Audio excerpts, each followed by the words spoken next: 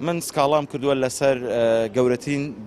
لە دەستەی سەرۆکاتی دەستەی نەزاها لێرە سکاڵاکەم تۆمار کردووە لە دژی بەکارهێنانی ممتەلەکاتی دەوڵەت طبعاً لە سەرۆکی پەرلەمان خۆیەوە تا ئاگاتە لەگەڵ ڕێزمەگە ڕووی کامیرێشی نەبێت تا ئاگاتە بنبێژ و لوقمە قازی فرۆش مەبەستم سوکایەتی نیە مەبەستم ئەوەیە کە هیچیان نەکرد بۆ ئەم میلەتە نایانتوانی دوو یاسای جوان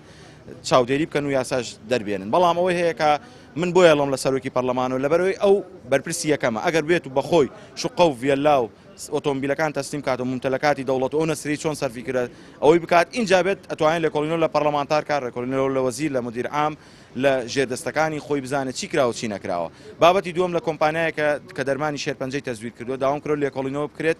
بۆ چەند ساڵە ئەم کۆمپانیای ئێنۆی بن ئەگە مناڵێکی فەقیر وایە ئێستا لە ژوورێ کراوە بەڵام مەسەلەکە چییە تا ئێستا هیچ ناکرێت دەرمانی شێرپەنجە دەرمانی نەخۆشیەکانی مناڵان شروعی مناڵان ئیکسپایری تەزویر کردبێ کۆمەڵی بابەت بە ناوی سویسرا و ئیتاڵیاوانە دەرمانی هێناوە لە وڵاتانی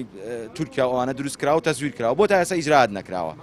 بەڵگە هەیە ئەوە بەڵگە ئەوە کۆمپانیای سویسرا جوابی داوەتەوەڵێ من ئەسڵەن دەرمانە نانێرم بۆ کوردستان ئەوە ئەڵێ ئەو دەرمانە تەزویرەوە بەڵام تا ئێستاکە هیچ ئیجراعاتێ لەگەڵی نەکراوە ئەوە بە پرسیارەکە ئایا کێ لە پشتی ئەمەیە بۆ ناتوانن مناڵی فەقیر بێ بە 4 ڕۆژەی گرن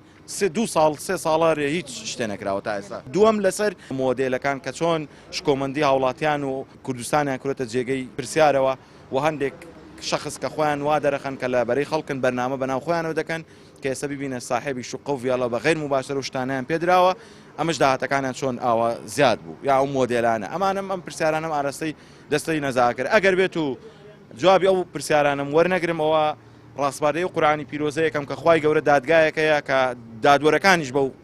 لە دنیایەکی کە دادگایی دەکرێن یعنی ئەوە ئاخر پەیامی منە